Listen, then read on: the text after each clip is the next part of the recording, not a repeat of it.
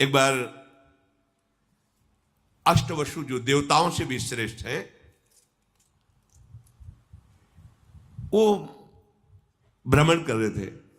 सुमेर पर्वत बहुत 4 लाख योजन ऊंचा, उसमें बड़े बड़े महात्माओं की भी जो दिव्य महात्मा हैं और देवताओं की भी स्थलियां हैं।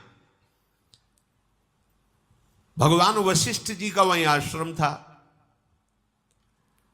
बड़े ही पवित्र पक्षी, मृग और सब ऋतुएं एक साथ उस आश्रम की शोभा बढ़ाती थी।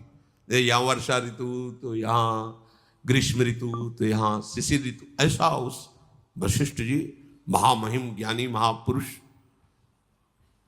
6 ऋतुएं आश्रम में शोभा बढ़ा रही थी। इतना विशाल काय आश्रम के अलग अलग ऋतुओं की शोभा अलग अलग उपवन में थी। किसी बगीचे में वर्षा ऋतु की शोभा हो रही, किसी में बसंत ऋतु की, ऐसे स्वादिष्ट फल मूल जल की पूर्ण सुविधा। और वशिष्ठ जी हर समय तपस्या परायण भगवदानंद में मगन रहते। वशिष्ठ जी के आश्रम में एक सुरभि रहती थी, उससे एक सुंदर गौ का प्रादुर्भाव हुआ जिसे नंदिनी गाय, चमत्कार पूर्ण नंदिनी जी थी। जो चाहो जो सोचो जैसी परिस्थिति वैसे ही वो प्रकट कर दे। समस्त देव कामनाओं को भी पूर्ण करने की सामर्थ्य रखने वाली नंदिनी जी। बस वशिष्ठ जी अपने देव पूजन के कार्य में, जो भगवत पूजन के कार्य में दुग्ध आता उतना ही लेते। आश्रम में नंदिनी जी विराजमान थी। वो 8 वसु वहां से जब निकले तो आकर्षण हुआ, उनकी एक स्त्री भी साथ थी वसुओं की, गाय को दी, इतनी सुंदर तेजस्वी गाय। तब पूछा अपने पति से वसु कि ये गाय, तो उनका ये दिव्य गाय है, जिसके पास होगी उसके शरीर में कभी बुढ़ापा नहीं आएगा, कोई रोग नहीं आ सकता केवल इसके रहने से, और जो कामनाएं करे वो सब पूर्ण हो जाती है। और कहीं इसका दुग्ध पान कर ले फिर क्या कह रहा, हर समय वो जवान रहेगा, स्वस्थ रहेगा, बिना खाए पिए स्वस्थ रहेगा। नंदिनी के दुग्ध का प्रभाव, बड़ी महिमा का वर्णन किया। तो उसमें देव नामक जो वसु थे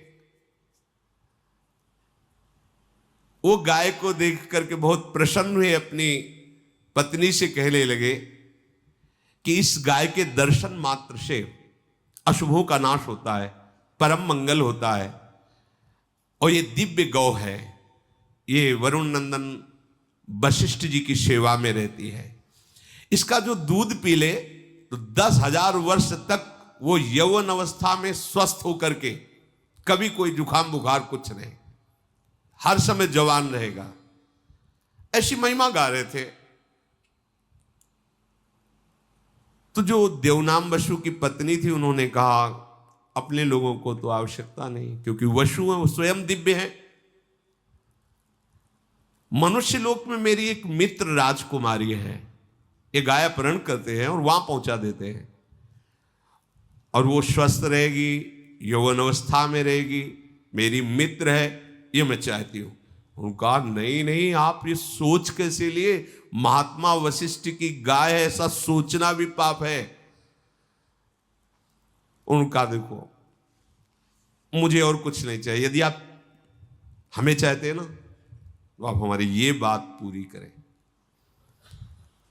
जो अष्टवसु थे, देववसु के साथ उनकी पत्नी ने जब ऐसा हठ किया तो उन्होंने अपने और 7 जनों से, तो उस समय भगवान की इच्छा से ही ऐसे महापुरुष हैं ये वसुजन जो देवताओं के भी द्वारा बंधनी हुई, उनके मन में बात आ गई और उन्होंने देववसु की पत्नी का प्रिय करने के लिए गाय का अपहरण कर लिया, नंदिनी जी का। गौ का अपहरण करके वो जा रहे थे कि महर्षि वशिष्ठ जी संध्या करके अपने आश्रम में आए, तो देखा नंदिनी नहीं। तो उन्होंने कहा कौन ऐसा हो सकता है, किसका इतना त्रिभुवन में साहस हो सकता है कि हमारी आज्ञा के बिना हमारे आश्रम में प्रवेश करके नंदिनी को ले जाए। वशिष्ठ जी ने आसपास खोज की, पर जब नहीं मिले तो उन्होंने ध्यानस्थ होकर देखा तो कहा, अरे ये वशु लोग ऐसा कार्य कर सकते हैं। वो तो तत्काल आवेश में आ गए और वहीं प्रकट हो गए जहां वशु गाय लिए जा रहे थे। उन्होंने कहा, तुम्हें शोभा देता है, तुम देवताओं से भी वंदनीय श्रेष्ठ हो, हमारी नित्य दिनचर्या में देव पूजन में आने वाली गाय को तुम चुरा कर ले जा रहे हो, तुम्हें पता नहीं तुम क्या अपराध कर रहे हो। तो घबरा गए वशुजन। कहा, ठीक है, तुमने मनुष्य लोक वाली बात की है, मनुष्य लोक में ही ये चोरी होती है, देवलोक में, देवताओं में श्रेष्ठ वशुओं में ये वृत्ति कैसे आ गई? इसलिए मैं शाप देता हूं, जाओ तुम मनुष्य लोक को प्राप्त हो, यही तुम्हारे लिए दंड है। वशुओं को ये शाप दे दी, जाओ तुम मनुष्य लोक में जन्मो। देखो, इतना ऊंचा पद, थोड़ा सा लोभ। अब तो वशुजन घबरा गए। वशिष्ठ जी के चरणों, मनुष्य योनि भगवत प्राप्ति कर ले तो ठीक है, नहीं बहुत ही, आप क्या समझते हो? देखो ऐसे दुर्गंध निकलती है यहां से, सब मलमूत्र की थैली है, कोई बहुत बड़ी चीज है। देवताओं के कभी पैर जमीन में नहीं पड़ते, कभी पसीना नहीं निकलता, जहां से निकल जाए वातावरण खुशबू से भर जाएगा। और इसे देव दुर्लभ योनि, केवल भगवत प्राप्ति वो नहीं कर सकते, यहां से हो सकती है, वो नीचे ही गिर सकते, ऊपर नहीं उठ सकते। अपने सबसे ऊपर ब्रह्मलोक का भी अतिक्रमण करके भगवान के दिव्य धाम को जा सकते हैं। भगवान वशिष्ठ जी के चरणों में सब गिर पड़े। प्रभु, पता नहीं क्या हो गया था, ऐसी गलती क्यों हो गई, प्रभु मुझे क्षमा कीजिए। आपका कृपा प्रसाद जब तक नहीं मिलेगा तब तक अब हमारे हृदय में भारी जलन होगी। आप समस्त धर्मज्ञों में, ज्ञानियों में श्रेष्ठ हैं, क्षमा क्षमा, ऐसा कह के चरणों में गिरे। अच्छा तो ठीक है, तुम मनुष्य योनि में जाओगे, पर 1 वर्ष में ही मुक्त हो जाओगे। लेकिन देव 7 तो 1 वर्ष में मुक्त हो जाएंगे। तुम अपनी पत्नी को बहुत चाहते हो और उसकी आसक्ति वश इनको भी प्रेरित किया, ये तो 1 वर्ष में क्रमशः मुक्त हो जाएंगे, पर तुम्हें पूरे जीवन मृत्यु लोक में रहना पड़ेगा। दीर्घ काल तक तुम्हें मनुष्य योनि का दुख भोगना पड़ेगा। अगर भगवान का भजन नहीं तो दुख योनया, दुख ही दुख है, देख लो ना।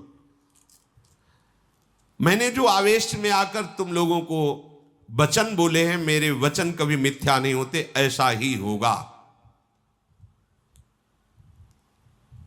अब सबके हृदय बहुत ही व्याकुल हुए। तब देववसु ने कहा, प्रभु जिसके कारण मैं ऊपर से नीचे जा रहा हूं, मृत्यु लोक में जाऊं, पर वो कारण मुझे न मिले। समझ गए होंगे? जिसके कारण, अर्थात अब मेरा कभी जीवन में मृत्यु लोक में जाने पर ब्याह ना हो, मुझे संयोग प्राप्त ना हो। हाँ, ये तथास्तु, ऐसा ही। अब विचार किया कि मेरी मां कौन बन सकता है? वशुओं को गर्भ में धारण कर सके ऐसी कौन साधारण स्त्री थोड़ी हो सकती। मेरा पिता कौन बन सकता है? तब विचार किया कि अगर मेरी मां बनने की सामर्थ्य है तो भगवती गंगा जी में है।